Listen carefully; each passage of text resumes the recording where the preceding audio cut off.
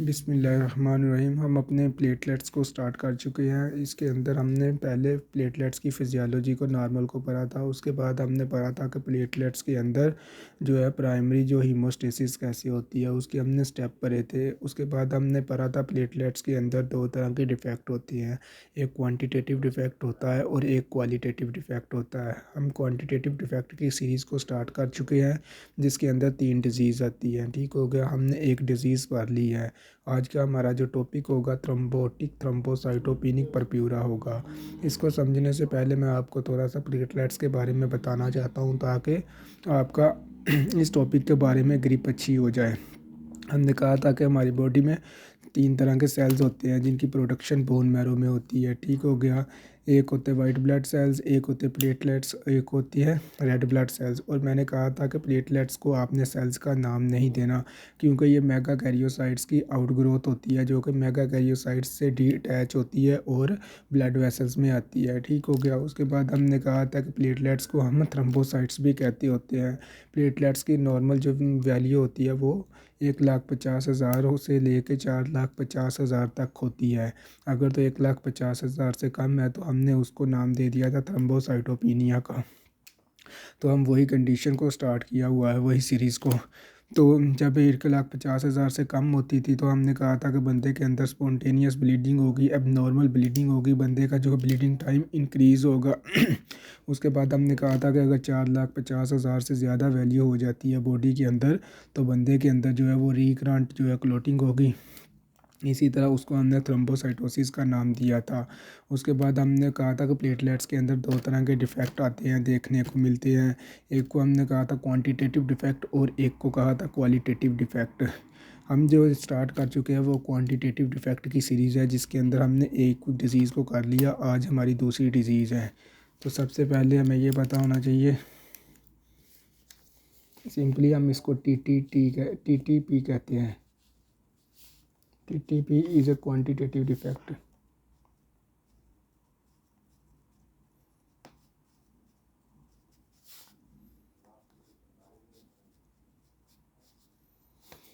TTP एक quantitative defect है। इसके अंदर प्लेटलेट्स का लेवल जो होता है वो नॉर्मल रेंज से कम हो जाता है।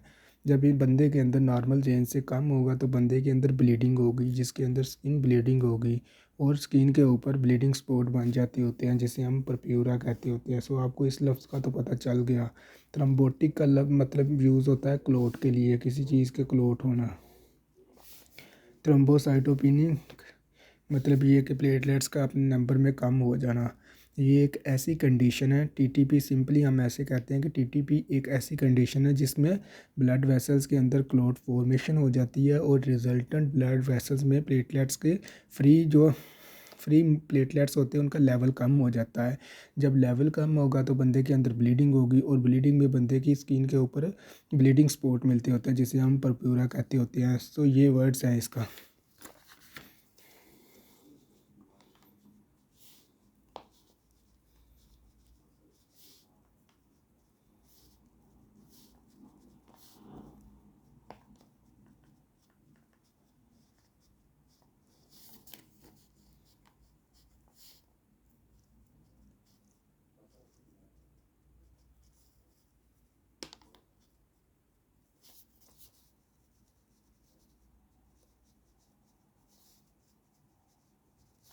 जिस बंदे ने ये लाइन एक को समझ लिया उसके लिए पूरा टॉपिक ही आसान हो जाएगा, उसके लिए इजी हो जाएगा। वो कह रहा है कि टीटीपी एक ऐसी कंडीशन है जिसके अंदर ADAMTS30 एंजाइम की डेफिशिएंसी हो जाती है।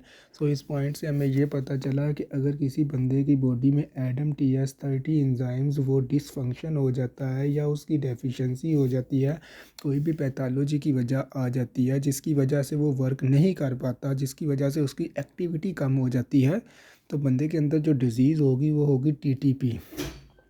अब हमने ये तो कह दिया कि ADAMTS30 एंजाइम्स की डेफिशिएंसी होने से टीटीपी होती है। अब हमें ये भी पता होना चाहिए कि ADAMTS30 का नॉर्मल फंक्शन क्या है, जो कि अगर लॉस होता है तो बंदे के अंदर टीटीपी करवा देता है।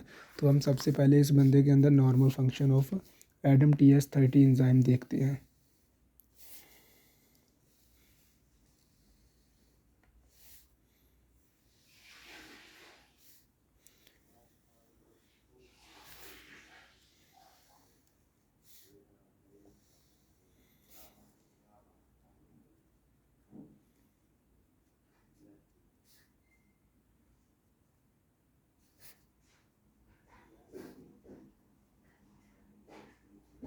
सपोज़ करें कि ये सुहेल की ब्लड वेसल है और हमने ये बात बड़े अच्छे से हमको पता है कि all blood vessels inner lining is endothelial cell. हमने कहा कि ब्लड वेसल्स के अंदर एंडोथीलियल सेल्स की इनर लाइनिंग होती है। और फिर हमने कहा था कि ब्लड वेसल्स के अंदर जो ब्लीडिंग नहीं होती उसके लिए कुछ हमारे पास फैक्टर होते हैं। वो हमारा फिजियोलॉजी का टॉपिक है, वो हम करेंगे इंशाल्लाह। उसके बाद हमने प्राइमरी हीमोस्टेसिस, अगर किसी के अंदर इंजरी हो जाती है तो वो कर लिया, कैसे हम प्राइमरी हीमोस्टेसिस होती थी। ठीक हो गया। आज का हमारा जो टॉपिक होगा वो सारा और सारा इस टीटीपी के ऊपर होगा। इसके अंदर वो क्या कह रहा है कि एंडोथीलियल सेल्स जो होती है ना, ये नॉर्मली इधर से VWF रिलीज़ होता रहता है एक हेल्थी पर्सन में normally. Von Willebrand factors इसको कहते होते हैं। ठीक हो गया, ये रिलीज़ होता रहता है। अब हमें पता है कि हमारी ब्लड वेसल्स के अंदर प्लेटलेट्स भी मूव कर रहे हैं, WBC भी मूव कर रहे हैं, RBC भी मूव कर रहे हैं। हमारा जो वास्ता होगा वो सिर्फ और सिर्फ प्लेटलेट से होगा, हमने इनको नहीं छेड़ना। ठीक हो गया। अब प्लेटलेट्स की सरफेस के ऊपर एक रिसेप्टर होता है। वैसे तो इसके 3 रिसेप्टर होते हैं। इसकी सरफेस के ऊपर GPIB रिसेप्टर होता है। ठीक हो गया। प्लेटलेट्स के 3 रिसेप्टर होते हैं, जैसा कि GP2IB एंड GP3IA और GPIB होता है। GPIB जो होता है ये रिसेप्टर होता है VWF के लिए। नॉर्मली VWF जो है ना, ये चाहता है कि मैं जाके GPIB के साथ अटैच हो जाऊं। क्यों अटैच हूँ? क्योंकि प्लेटलेट्स जो होते हैं वो इनएक्टिव फॉर्म में होते हैं ब्लड वेसल्स के अंदर। जब ये एक्टिव होती है तो फिर क्लोटिंग होती है। ये एक नॉर्मल बंदे में चाहता है, इसकी डिज़ायर होती है कि मैं जाके इसके साथ रिलेशन बनाऊँ, बॉन्डिंग बनाऊँ GPIB के साथ। जब ये इसके साथ जाके अटैच होगा फिर तो बंदे के अंदर क्लोटिंग हो जाएगी, क्योंकि प्लेटलेट एडिशन होगी। जब प्लेटलेट एडिशन होगी तो प्लेटलेट्स जो होंगे वो एक्टिवेट होंगे। प्लेटलेट्स अपनी सरफेस के ऊपर कुछ रिसेप्टर को एक्सप्रेस करेंगे और फिर प्लेटलेट्स जो होंगे एग्रीगेशन हो जाएगी। प्लेटलेट्स एग्रीगेशन होगी तो प्लेटलेट्स प्लग फॉर्मेशन हो जाएगी, जिसे हम प्राइमरी हीमोस्टेसिस कहते थे। मगर एक नॉर्मल बंदे में तो नहीं होती ब्लड वेसल्स में क्लोटिंग। अगर ऐसा हो तो ब्लड वेसल्स में क्लोटिंग हो जाए, ब्लड फ्लो ना हो और बंदे के अंदर बहुत सीवियरिटी आ जाए और बंदे के अंदर डेथ भी हो सकती है, क्योंकि नॉर्मल बंदे में ब्लड वेसल्स के अंदर क्लोटिंग का तो कोई कॉन्सेप्ट ही नहीं होता। तो इसकी क्या वजह होती है कि VWF रिलीज़ होता रहता है एक नॉर्मल बंदे में, और ये चाहता है कि मैं इसके साथ जाके बॉन्डिंग बनाऊँ। जब ये बॉन्डिंग बनाएगा तो ही क्लॉटिंग होगी ना। मगर अल्लाह ताला ने, अब नेचर की ब्यूटी देखें कि अल्लाह ताला ने हमारे ब्लड में एडम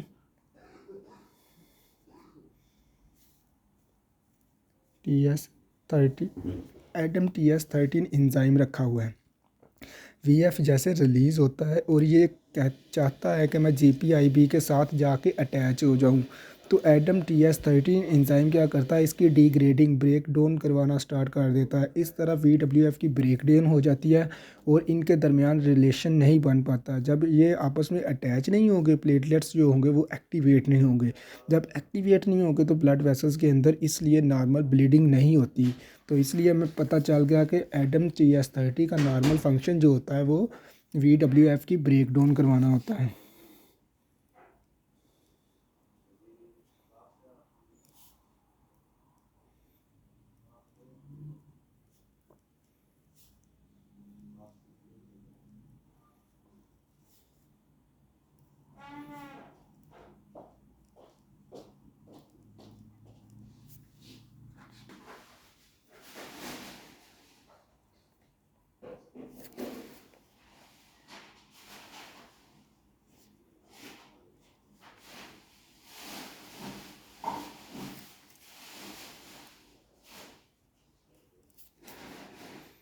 ये इसकी फिजियोलॉजी है नॉर्मल, जो मैंने आपको बताई है, आपने कभी नहीं भूलना।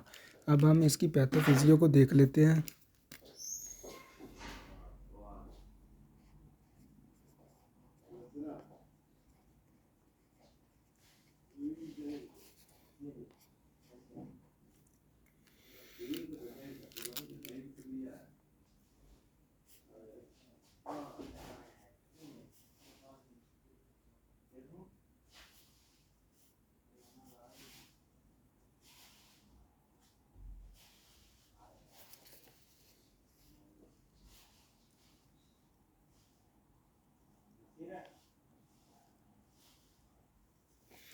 अब इस बंदे के अंदर क्या होता है कि किसी भी पैथोलॉजी की वजह से किसी भी एबनॉर्मेलिटी कोई आ जाती बॉडी में, या कोई वायरल इन्फेक्शन जो है वो अटैक कर जाता है और वो ADAM-TS30 को डैमेज करा देता है। और अगर ADAM-TS30 की जो एफिशिएंसी हो जाती है, तो जब ADAM-TS30 नहीं होगा तो VWF को कोई रोकने वाला नहीं होगा। VWF जो होगा वो अपनी औकात से बाहर हो जाएगा।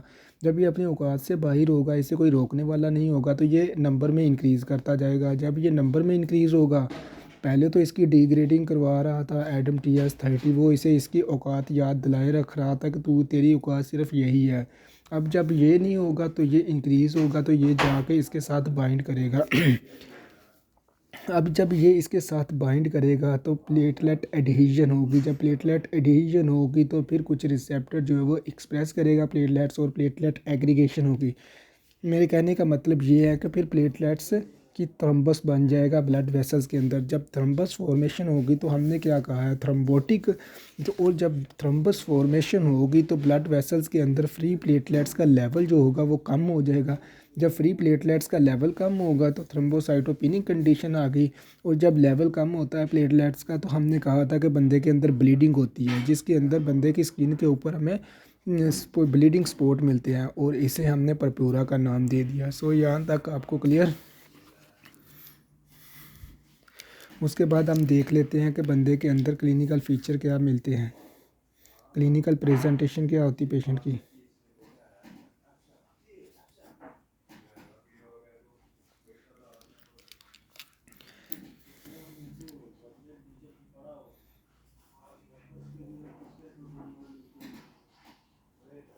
नोज़ ब्लीडिंग जिसे हम एपिस्टैक्सिस कहते हैं,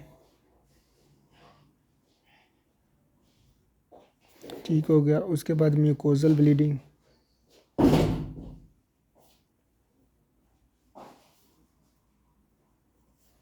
जिसमें गम्स ब्लीडिंग आ जाती है।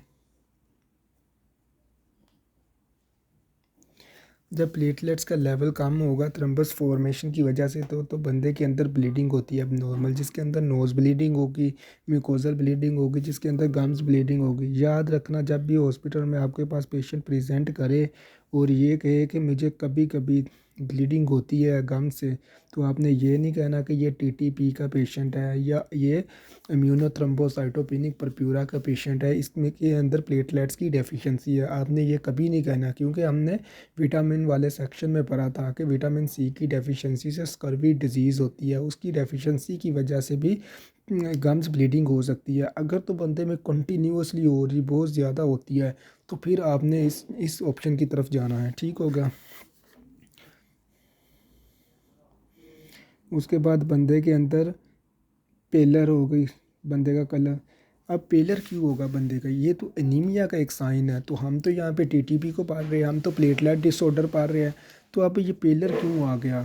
अब पेलर इसलिए आता है जब थ्रम्बस फॉर्मेशन हो जाएगी ब्लड वेसल्स के अंदर। सपोज करें या थ्रम्बस फॉर्मेशन है नॉर्मल इतना एरिया ब्लड वेसल्स का, जब एरिया कम होगा तो जो ब्लड सेल्स होंगे ब्लड वेसल्स के अंदर, उनको गुजरने के लिए दिक्कत पेश आएगी। जब गुजरने में दिक्कत पेश आएगी तो RBC जब गुजरेंगे तो वो इसके साथ टकराएंगे। जब टकराएंगे तो इनकी लाइसिस होगी। जब लाइसिस होगी तो RBCs का लेवल जो होगा वो कम होगा। जब RBC का लेवल कम होगा तो HB भी कम होगी। जब HB कम होगी बंदे के अंदर अनीमिया आएगा, और ऐसा अनीमिया को हम हीमोलाइटिक अनीमिया कहते होते हैं।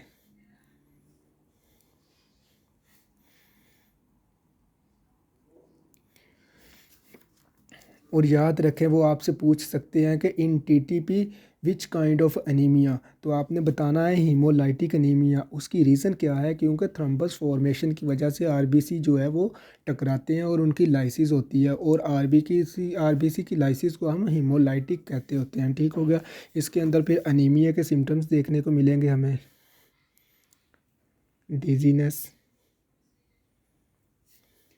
उसके बाद ये आपने कभी नहीं भूलना, ये इसका एक हॉल मार्क है, वो होता है न्यूरोलॉजिकल सिम्टम।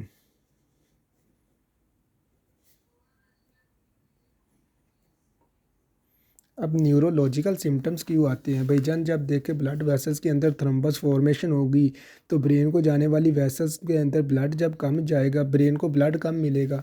जब ब्रेन को ब्लड सप्लाई कम मिलेगी तो ब्रेन के शट डाउन होने के चांसेस ज़्यादा से ज़्यादा होंगे, और जिस वजह से बंदे के अंदर न्यूरोलॉजिकल सिम्टम्स आते होते हैं। उसके बाद एक और देख लें, रीनल फेलियर।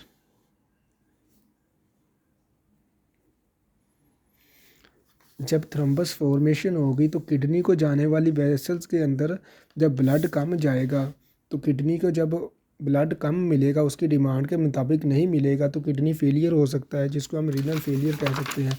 एक तरह से हम कह सकते हैं कि इस बंदे के अंदर जो है वो सिस्टेमिकली हमें सिम्टम्स देखने को मिलते होते हैं थ्रम्बस फॉर्मेशन की वजह से। फिर हमें एक बहुत ही इम्पोर्टेंट चीज़ मिलती होती है, वो होती है सिस्टोसाइट्स, जिसको हम सेकंड नेम कहते होते हैं हेलमेट सेल्स।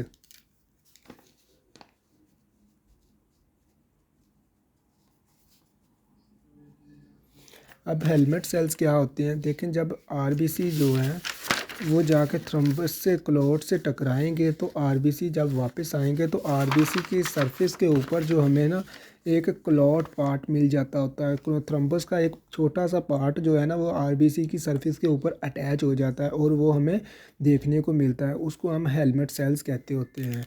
उसके बाद हम इन्वेस्टिगेशन देख लेते हैं बंदे के अंदर। लैब हम क्या करवाते होते हैं? लैब के अंदर हम इनिशियली तो सीबीसी करवाएंगे। ये हमें क्या शो करेगी? प्लेटलेट डिक्रीज एंड आरबीसी भी डिक्रीज शो करेगी ये, क्योंकि हमें पता है एक बंदे के अंदर हीमोलाइटिक एनीमिया हो रहा तो आरबीसीज का लेवल जो होगा वो डिक्रीज ही होगा। मगर कन्फर्मेटरी जो हमारा डायग्नोज बनाने के लिए टेस्ट होता है वो होता है बोन मैरो बायोप्सी।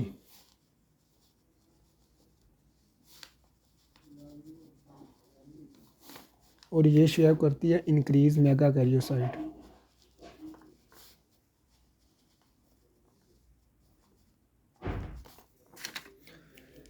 देन हमने देखना ट्रीटमेंट, हम इस बंदे का क्या करते होते हैं। ट्रीटमेंट में हम सबसे पहले तो स्टीरॉइड देंगे बंदे को, उसके बाद प्लाज्मा फ्रेसिस करवाते हैं। Plasma phrases same like kidney dialysis problem होता है, जैसा कि किडनी डायलिसिस होती है तो ऐसा प्रोसीजर होता है। इसके अंदर क्या होता है कि इन्फेक्टेड सेल्स होते हैं जो कि क्लॉटिंग वाले सेल्स होते हैं, उनको अलग किया जाता है और दूसरे जो है वो इंजेक्ट किए जाते हैं इसके अंदर। उसके बाद हम इस बंदे को एंटी क्लॉटिंग ड्रग देंगे।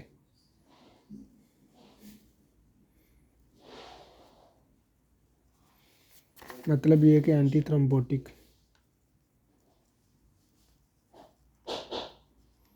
और जिसके अंदर एग्जांपल आ जाती है एस्पिरिन, जैसा कि हम हार्ट के पेशेंट को भी एस्पिरिन देते होते हैं क्योंकि ये थ्रम्बस फॉर्मेशन को कम करती है। So this is all about thrombotic thrombocytopenic purpura.